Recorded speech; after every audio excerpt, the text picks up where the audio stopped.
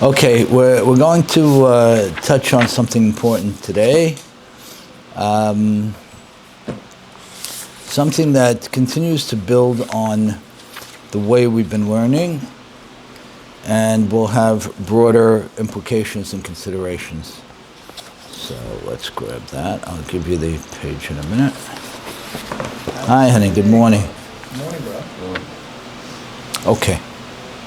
Okay, it's in Perek Tet, Seif Yud. And Isaac, I have your book. I have it, right? And this is his. Oh, okay. All right, because I didn't remember what we did. Okay. Perek Tet, Seif Yud. You have it?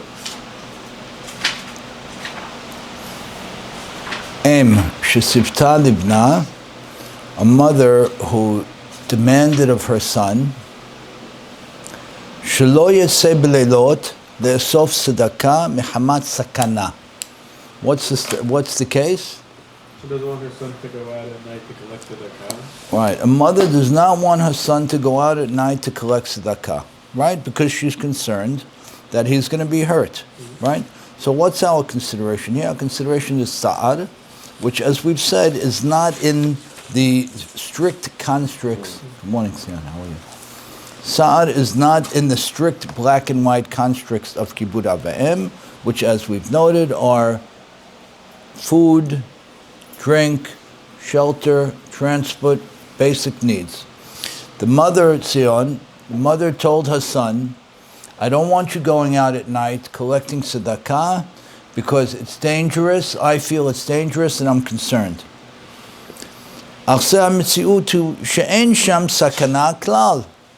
The reality is that there is no sakana. So what do we have? On the one hand, we have the concerns of the mother in the context of sa'ad, of pain that's going to be caused her, pain, anguish, right, that's going to be caused the mother. On the other hand, there's really nothing to be worried about, right? It's a Jewish neighborhood, it's a safe neighborhood, whatever it might be. V'ta'ut gimura biyada. It's a complete mistake on her part to tell her son, I don't want you to do this because it's dangerous. Ein al haben chiyuv lekayem sivuy zeh. The son doesn't have the obligation to fulfill this command that his mother gave him, or his father. Ach yishtadel la'asot ken, kach, below she'amar teda, she'imo teda al kach. What is he telling him to do? What is the Maran saying? The son doesn't have the obligation to listen, so what he can do is go out and collect the charity, but do it without her knowing. So you're effectively lying to her. She said, don't do it. He knows, he's checked, he did a serious check, and he knows that there's really nothing, and her concerns are not real. Now, you would say, from the context of sa'ad, of causing a parent pain, which we said falls into the context of either lifnim mishrat hadin, according to most, or midat chasidut, right? It's not in the black and white context of kibud avayim. It's either greater than the level of the law, or it's a saintly action, right? Lifnim mishrat hadin or midat chasidut, according to Rambam, Maran Shulchan Aruch, and many of the Rishonim and Acharonim that we quoted, right? And because of that, for example, when the Arizal's mom told him not to be tovel in the mikveh in the morning, in the outdoor mikveh, right? He listened to her not to do that because of the tza'ad that it caused her. So you would say that he was lifnim mishrat hadin. He did more than the letter of the law, or he did midat chasidut. Some of the rabbis say that he was mevatel on he stopped going to the mikveh in the morning because he balanced out the fact that going to the mikveh in the morning is a minhag, is only a custom to go to the mikveh before you go pray. But listening to his mother, according to some, even in the context of it causing her pain, in the neged minhag, as opposed to in Minhag, he's going to listen to his mother. But over here, you have a different case. You have listening to the mother, who's going to be caused pain if she's not listened to, versus a mitzvah. Now it's different. If you're going to tell me don't go be dunk in the mikveh in the morning for a man before tefillah, that's a minhag. And because I don't want to make my mother, I don't want to hurt my mother or cause some concern, I'm going to give up the minhag for the greater mitzvah of kibud av. But over here, I have a mitzvah. So what does Maran say? He says, you ready? He says that if mom comes to me and she says, I hear you going out at night to collect charity. I'm concerned. It's dangerous. You go to the local police department. Officer, have there been any problems in this neighborhood at all? He says, 0. Is there any concern for me to go out? He says, none. He goes to the rabbi. He says, Rabbi, do you have any concerns with me going out at night to collect charity? He says, absolutely not. But what does he have? He has the mother's pain or fear. So what does Maran say to do? Chacham, he says, go out and don't tell her. Go out and don't tell her. Now, this brings us to a very interesting place. Yeah. White light. All right. What? It's a white light. It's more than a white lie. Black light. Isn't it? Isn't it more than a white lie? No, you're just not telling her. Maybe, I don't know, I don't know exact parameters of white lie. Maybe it's that, but it's certainly Problem. right. Okay, good. So, what are your initial reactions before we go into some of the sources and detail on this? They're going to say tzedakah is a mitzvah, and therefore they can't tell you not to do it if the sa'ar is unjustified. Well, right. Well, no, the sa'ar is justified. She will feel bad. She will feel fear. But if it's not based in the actual reality, then If it were based in the actual reality, very good. It would be one thing. Very good. So it's not based in reality. Now, even if it was based in reality, you'd have somewhat of a consideration because Sa'ar doesn't fall into the black and white category of Kibbud Avim. But okay, let's say in this case, because there's no basis to it, it even makes it more flimsy, right? Yeah, but still, he's not listening to his mother. It's still excellent. Against the Torah. He's not listening to his mother. Very good. So he has one mitzvah. Yeah, honey? Isaac? He has one mitzvah to go out and help the poor people in the neighborhood, right? To collect charity. He has another mitzvah of Kibbud Avim, but we know that Sa'ar is not directly under that mitzvah. It's not. And particularly if I'm doing another mitzvah, keneged that, so I don't have an obligation of not to be mitza'er my parent. I don't have a direct obligation. I have a less direct obligation not to cause them pain, clearly. But if my causing them pain is in the context of doing something good that's going to help scores of other people, how do I give that up? So what does Maran say? He says, wink, wink it. Wink, wink it. What does that mean? He says, don't give it up. Do it. And don't tell her. So, this brings us to something that you and I touched on briefly at one point. I want to go into it a little more in depth. It goes to the question of shalom versus truth. Peace versus truth. What do we say about peace? Let's say peace between people versus truth. What's more important? What do I do?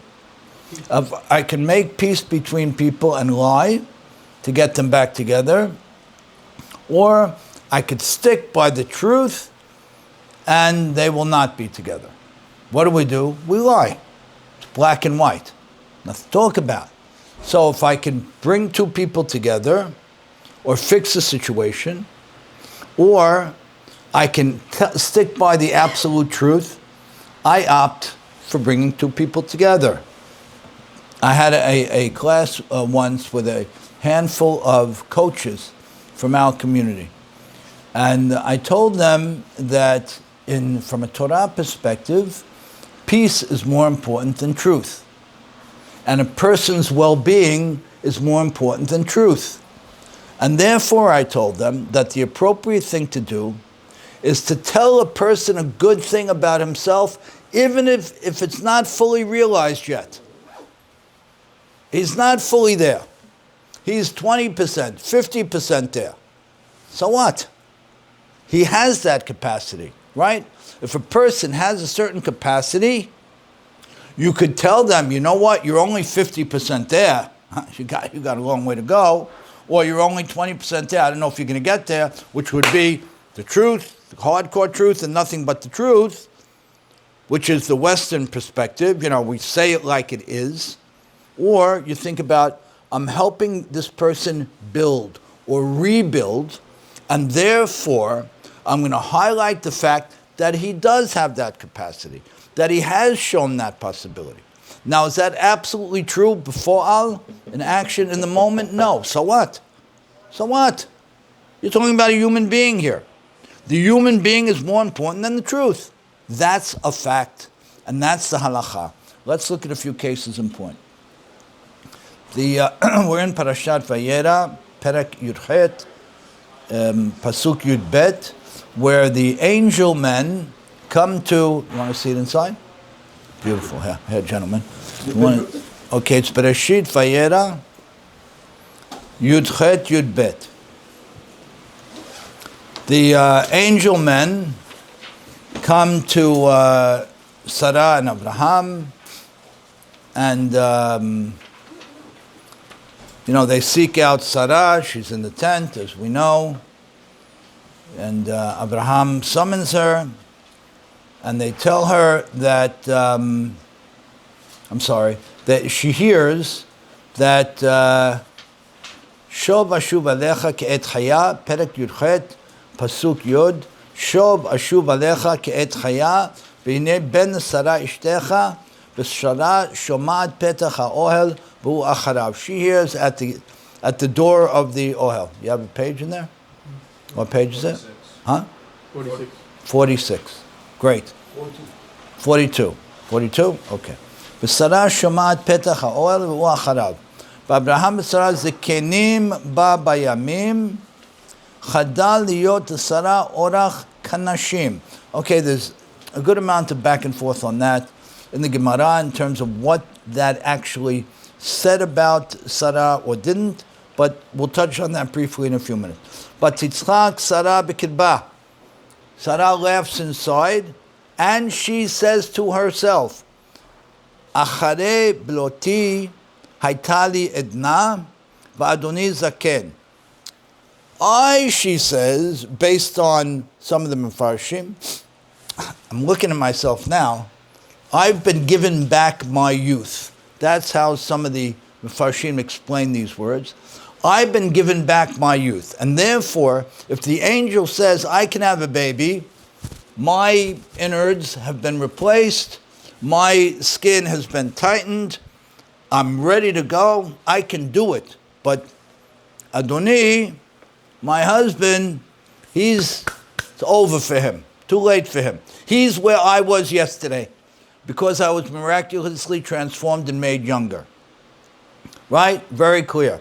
She laughs at the impossibility of her husband being a partner to her having a baby. It's crystal clear. The pasuk is crystal clear. Yeah? Good. What does HaKadosh Baruch Hu say when he repeats the story to Abraham Avinu? Vayomo Adonai el Abraham, lama zech sachaka Sarah le'emor, ha'af umnam eled va'ani zakanti. Why, he tells Abraham, did Sarah laugh and say, how am I going to have a baby? I'm too old. Right? Did she say that, Isaac? She didn't say that. She said, how am I going to have a baby? He's too old. Right? This is very famous. How am I going to have a baby? He's too old. HaKadosh Baruch Hu deliberately goes to Abraham and deliberately lies to him. Deliberately. And not only is he deliberately lying to him, But the Chumash tells us a story. If you don't want to highlight this point, don't tell the story. Skip it. Skip it. Right?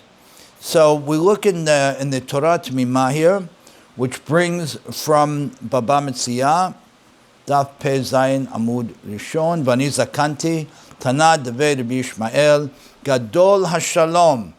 You hear the Sion? Gadol HaShalom, She'afilu HaKadosh Baruch Hu Shinabo. Peace is more important than truth. Even HaKadosh Baruch Hu changed the story. Shne'emar, Batitzchak Sarah le'emor ba'adoni zaken. Sarah laughed when she said, my husband is old. He can't do it. Uktiv vayomar Hashem el Avraham, lama zeh sachakat Sarah le'emor va'ani zakanti. It's black and white. It's pashut. It's black and white. Yeah? Okay. So what do we see from here? We see that it appears that peace is more important than truth. And as we said, don't tell me the story. Very easy. You know, Dave Cohen, alav shalom. You know, remember Dave, my father, and he worked together for decades, building Sharet Zion, building the buildings and so on. Dave had this thing. He loved Torah, Dave. He really did. He was a beautiful person. And he used to say, you know what? What I always look at first is, why did HaKadosh Baruch Hu have to put this in the book? He goes, I start with that. And he goes, if HaKadosh Baruch Hu put it in the book, then I've got to really pay attention to it. Because he said, a lot of these things, just skip them.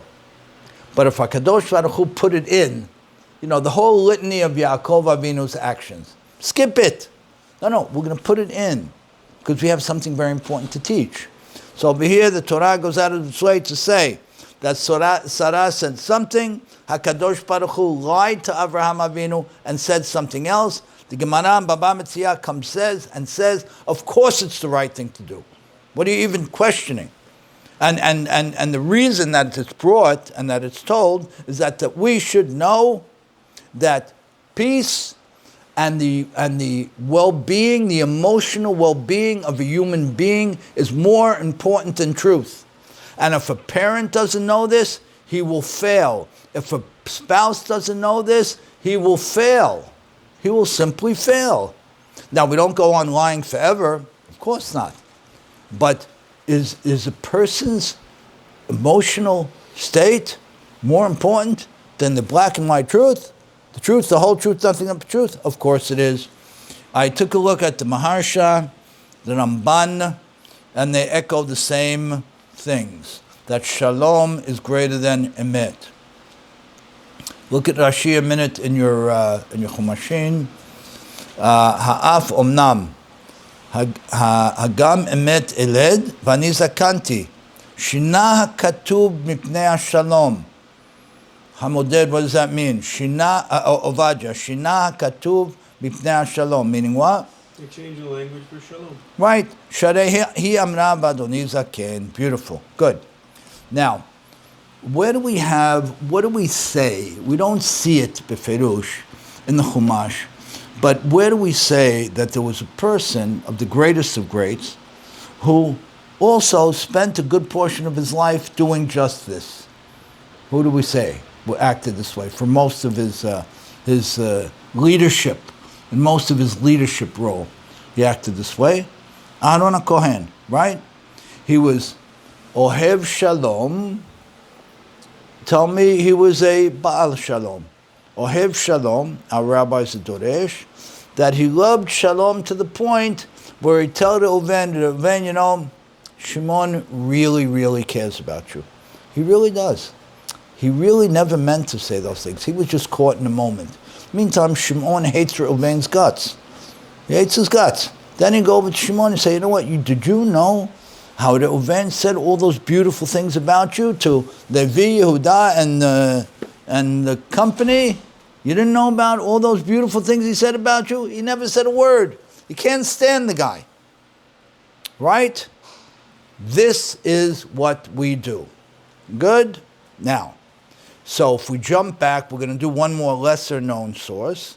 is highlighted in the Gemara. We're going to do one lesson on source. Now go back to our case where tza'ad is not in the black and white restriction or obligation of kibud abayim. It is not. It's beyond. Hi, Jeffrey. Hi. Morning. Happy to see you. It's beyond, yeah? Therefore, thank you. Abdul Hamim. Therefore, when you put sa'ad against a mitzvah of collecting charity, none talk about. Of course, you have to collect the charity. Yeah, Sion. I'm having a problem understanding. I'm so happy. I picked the topics that are going to crank you guys up. You know, what's the point? You know what I'm saying? We teach our kids to be 100% truthful. Right. But we teach the emet. We're telling Jeffrey don't lie. We're telling him Jeffrey always tell the truth. Don't play games with me. Don't sketch me. You know. Good. So what we're telling them. Pushing the emet. What we're telling them is wrong. Hashem lied to What we're telling them is the whole wrong. concept out of I my want to head. be very clear on this. What we're telling them is wrong. Truth is not paramount. It never was. I've had this argument with people my whole life. So many people have been hurt. I'm exaggerating your question, so excuse me. But so many people have been hurt by people's. Now they're Mr. Truth. They're so Mr. Truth that they're going to bury this guy. 1 second. Easy. The person is in pain. The person is confused. You know, I tell people as an image on this thing, I tell them, do you get angry at a 6-month-old baby who can't walk?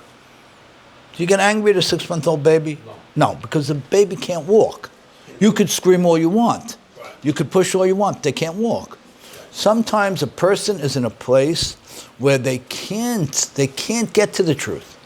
They don't see it. They can't say it. They can't live it. They can't champion it. They're not there yet. So how do you build in your life? You know how you build? With a wink, wink.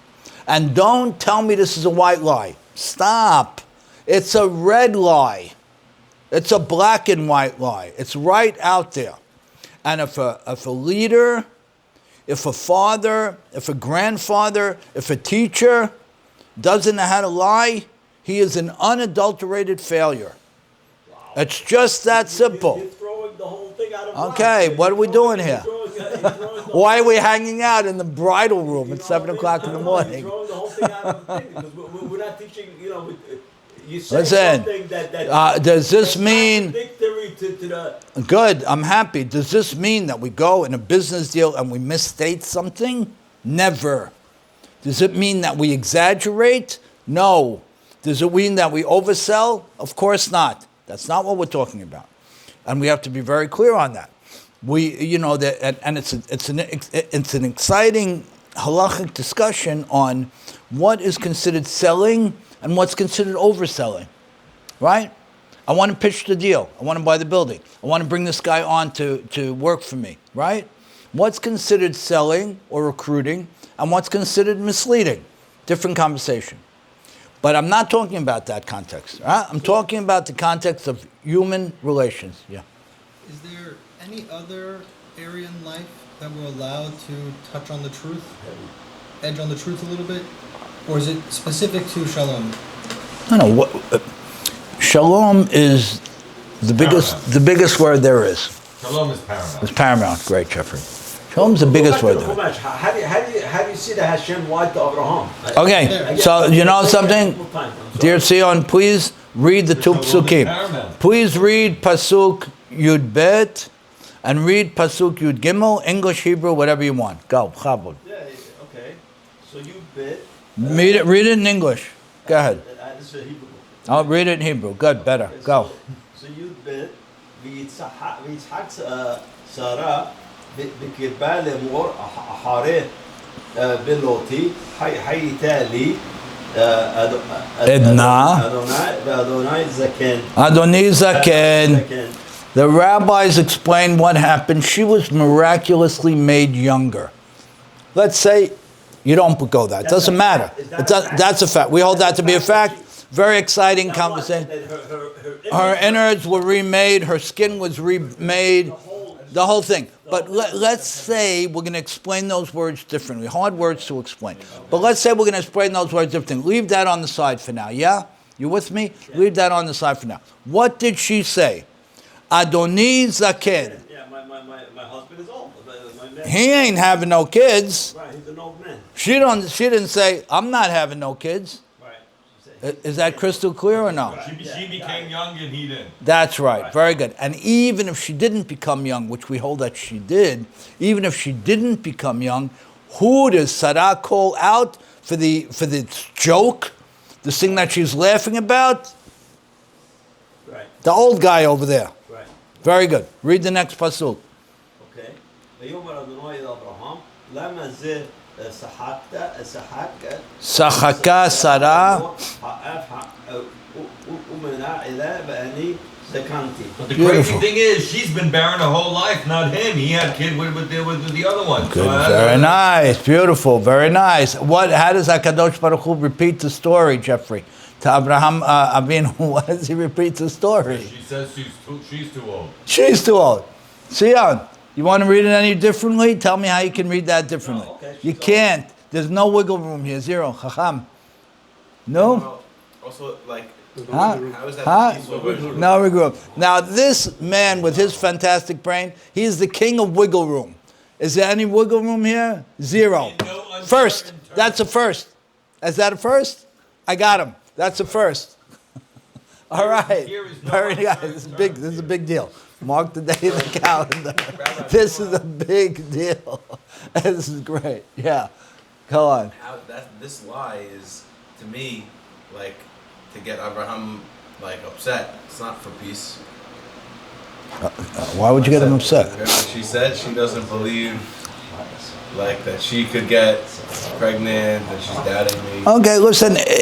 The Gemara brings it down the way we're learning it, right? The Maharsha supports it. Ramban, right? Rashi. They're all going with that mahalach. You could say that. I hear it. You could say that, but that's the mahalach that they're all taking.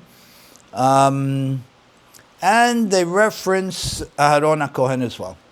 So they're all going with the same sort of thing. Now, interestingly, let's go to one other source in Bereshit, which is much less quoted. Go to Perek Nun, Vayechi, Parashat Vayechi, Perek Nun, Pasuk Tet Zayin. Chapter 50, verse 16. 149. So Yaakov Avinu dies. Yosef HaSadiq, who was the viceroy of Egypt, as we know, honors the commitment he made to his father to take him and bury him in Eretz Israel. They go up to Eretz Israel. There's an extended public mourning for Yaakov Avinu. They come back, and we have an interesting thing. Look at Pasuk, go back one, Pasuk Tetvav. Vayir'u achei Yosef ki met avihem. When we learn the word or ra'ah or mar'eh, what does it mean? They understood. They understood, not they saw. Beautiful. They understood that met avihem, that, you know what? Daddy died, and we may have a problem here. Because, you know what? People don't forget. We did some pretty horrendous things to Yosef, our brother. And maybe he was controlling his rage and his sense of revenge because Daddy was alive. Now they think, they sense, they believe, they see, right? They understand that because he wasn't true. Okay, very good. Together. Excellent. They understood it. Oh, very good. Vayamru, Lu yistemenu Yosef, v'ashev yashiv lanu, et kol hara'a asher gamalnu oto. Maybe he's going to retract, and he's going to reconsider, and he is going to pay us back in full. He's not taking revenge. They don't go that far. They're honest enough to say he's going to pay us back for all that we did to him. Direct. We did X, he's going to give it right back to us. They're not. They're being very objective and clear-minded here. So what do? Vayitzavu el Yosef le'emor. They stand in front of Yosef and they proclaim as if it was fact. Tzivui is a fact. A mitzvah is a fact. Vitzavu el Yosef le'emor. Avicha siva lifnei moto le'emor. Daddy commanded before his death, and he said, le'emor is what? Exactly to the point. This is exactly what he said. Le'emor, amirah. Exactly what he said, yeah? Ko tomrum Yosef. You tell Yosef this, black and white, in my name. Anna sana pesha achecha b'chatotam ki ra'a gemulcha v'ata sana l'pesha abdei Elohei avicha vayef Yosef v'daberam elav. He tells him that they tell Yosef that the father commanded them to tell him that they should forgive, that he should forgive, that he should ignore all the evil they did to him, that he should suspend the sentence. He didn't have the opportunity to tell him. Of course he did, Jeffrey. Beautiful. Of course he did. Did Yaakov ever say this to the boys? No, but I would say, if I'm Yosef, I would say, well, you didn't tell me that. That's right. He could have told So me look that. at the end of the That's pasuk. what he would have told me. Vayef Yosef bedaberam elav. What does that mean? He cried. He cried. But this is a case of it backfired. 1 second, wait. Maybe, let's see. Yosef cried, Yosef? Yosef cries. Why does he cry? Because he says, look, they still don't trust me. Oh. After everything I've done for them, they still don't They're still trust afraid me. of me. They're still afraid of me. The reality is they had good reason to be afraid. But here again, our rabbis say that the reason this story is told is to tell you that shalom is bigger than truth. So they went ahead, 11 men, and they came to their brother, and they lied to him, saying that their father said something which he didn't, to maintain the peace within the family. By the way, are the brothers criticized for doing this? They're not. They're not criticized. They're not called liars. Yosef cries because he saw that the family was still broken to a certain extent. Wounded. Wounded, right. He doesn't say you're a bunch of liars. When is the lying going to stop? He understands it's from fear, and he appreciates it. And the Torah quotes it. Not to say the 11 brothers were bad guys, but to say that they thought about it. They were the greatest of men, not perfect, of course, like nobody is, but they were the greatest of men. They thought about it, and they said, it's better to lie than to have another war in the family. Yeah. Is maintaining peace and creating peace the same thing? 100%. Very good question. 100%. Say it again. Say it Is again. maintaining peace and creating peace the same thing? Yeah. So I can lie to make sure that something won't happen, but if I have an argument or whatever it is... No, I can lie to make sure something won't happen. Yes. Ouch. Yes. I can lie to make sure something won't happen. Fine, thank you. I can lie to make sure something won't happen. Let's look at Rashi a minute. Avicha siva. Shinu badavar mipnei hashalom. Shinu badavar mipnei hashalom. Moshe, what does that mean?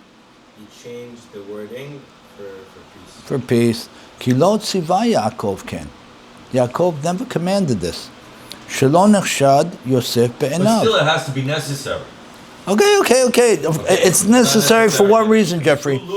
It's necessary to keep peace. He's not going to keep peace. But it's necessary to keep peace. They bring another source in Masechet Yevamot.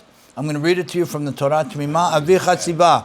Amar Rab Ila'a mishum Rabbi Elazar b'Rab Shimon. Mutar la'adam neshanot badavar hashalom. A person can make a change for the area, in the context of peace. Shne'emar, as it's written, Vayetzavu el Yosef le'emor, Avicha tziva lifnei moto le'emor. It never happened. And this is brought in Yevamot, Daf Samechei Amud Sheni. Black and white. The Gemara doesn't say, sometimes the Gemara will come and say, it's not what you think. It's not that. It's meant to tell you an altogether different thing. You know, of course that happens a lot. Not over here. Over here it's crystal clear what it was. And the Gemara is doubling down on it and saying, of course that's what you do. Listen to me. Parents in this room, we have two different generations in this room.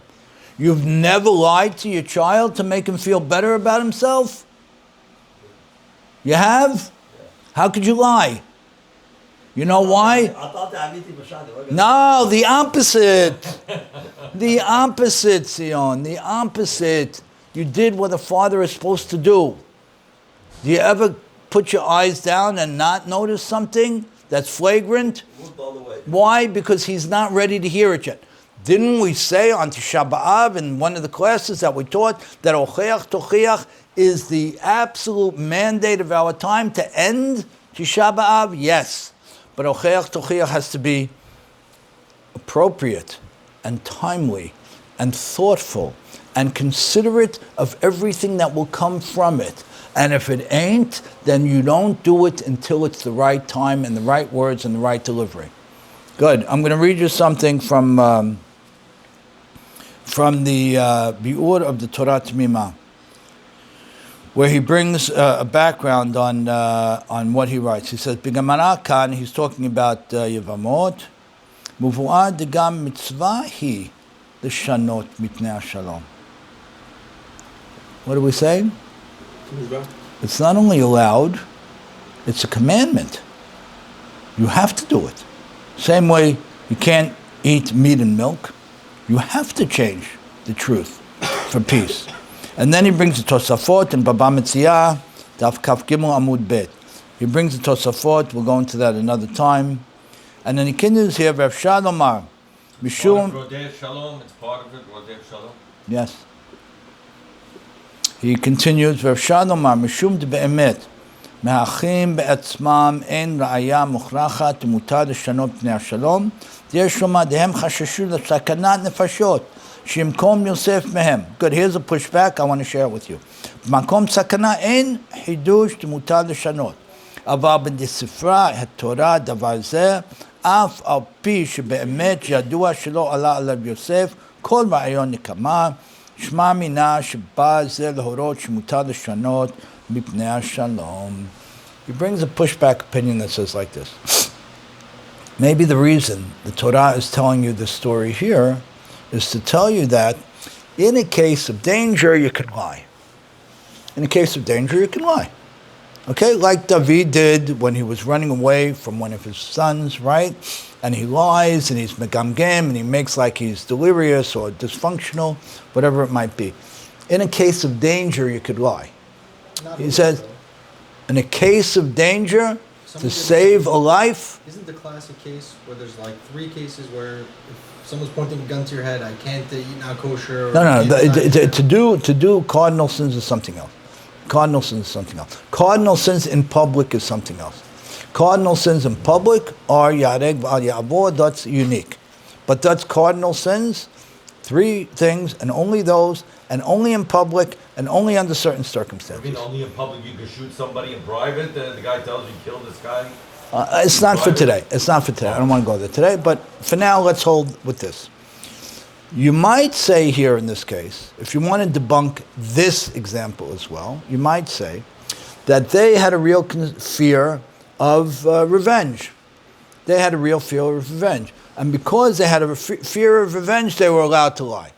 Mishum sakana, not mishum shalom. That's what the Torah T'mimah brings down.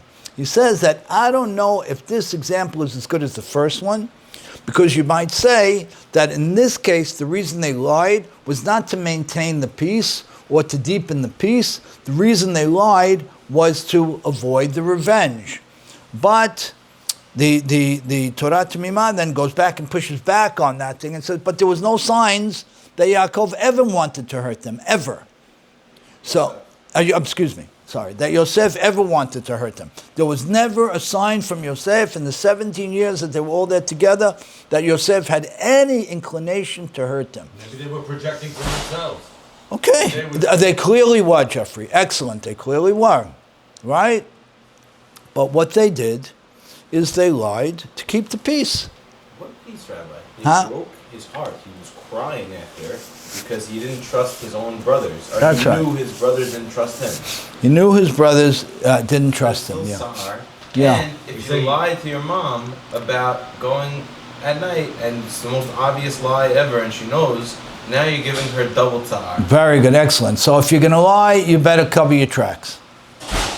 You better cover your tracks. Right. Okay, very good. Cover your tracks. Right, very good. Yeah, but the truth always comes out, Rabbi. Okay, very good. Then don't do it. Then if you hold like Sa'ad, it falls into the context of kavod or morah, as we learned.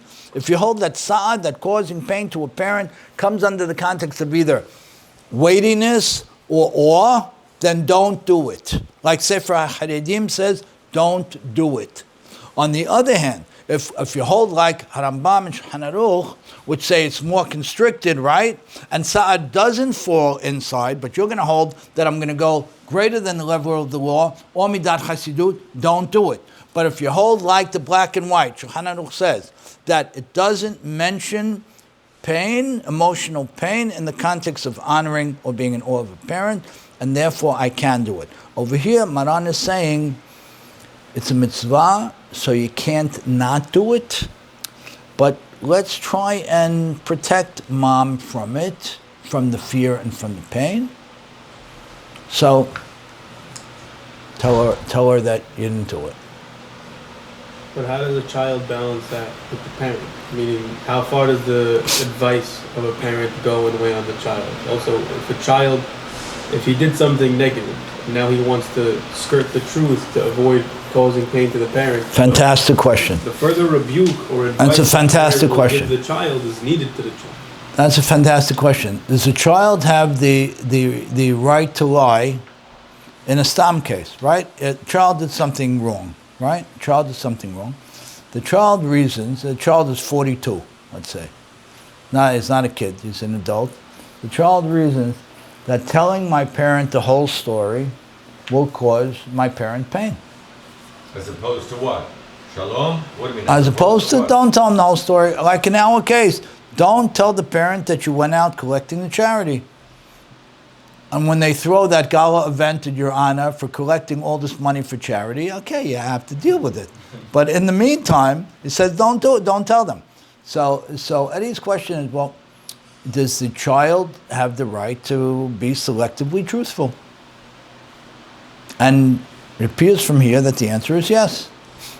My mother knew Other the part truth of my anyway. question is, Huh? My mother knew the truth anyway. Yeah, yeah. but that's the other part of my question. Meaning the child could pick shalom on one, but on the other hand, he could pick that his parents are going to tell him what's right. It's the parent that's going to give him etzat tova Right. and rebuke if it's needed.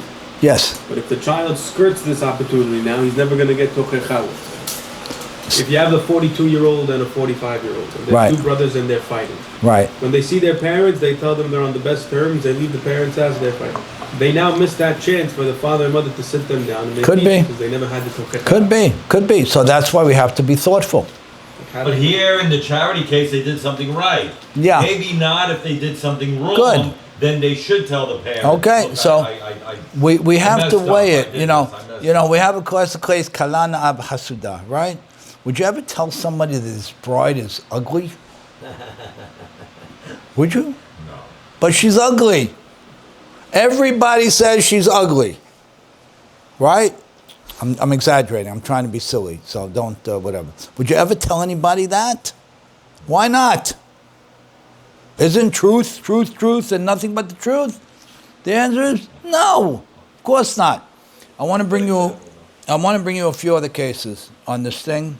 But it's also in terms of Eitzah, is a person supposed to take their parents' advice like that, or? Okay, but now you have it like that versus a mitzvah. You have it like that versus a mitzvah. That's That why is I'm something bringing the case. subjective. Yeah. That is not something. Huh? That's something subjective anyway. What's subjective? Whether a person's ugly or not, it's subjective. Okay, very good. Love that. You're right. Very good, very good, good. Okay, so I'm going to bring you a few other cases. I'm going to bring you something that Rabbeinu Bachya writes. He comments on the Hacharei Rabim Nahatot, that a person should go in the direction of the majority. If you want to be a community builder, right, you may have a different opinion, but you know what? When you're building something, give up your position.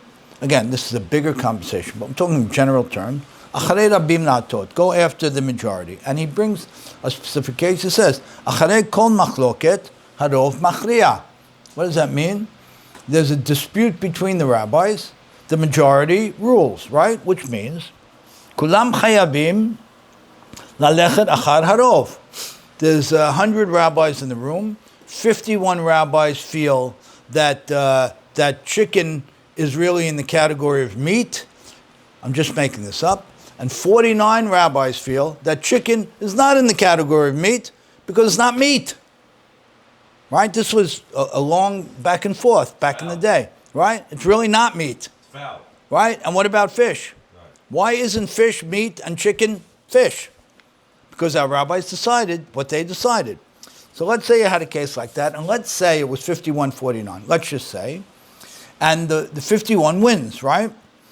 Biglal shalom hamiut, ulai hamiut nechonim, but biglal shalom kol echad lo holech b'shitato. According to Rabbeinu Bachya, he brings a great case. He says, once the rabbis vote on something, everybody follows that drum. What do you mean?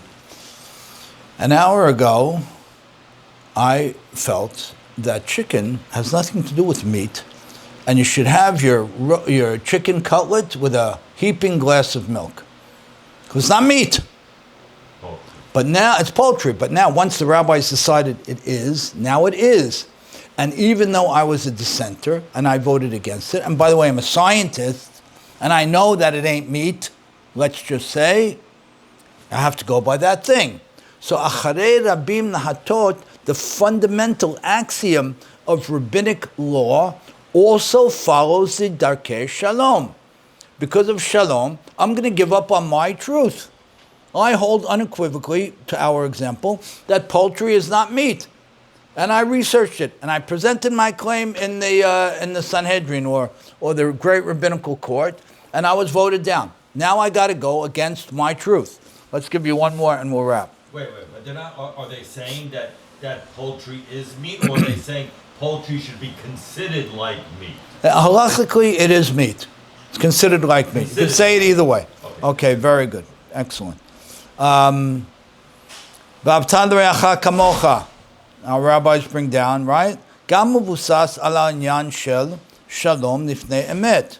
Right? You're going to love your brother like you love yourself. Is that possible?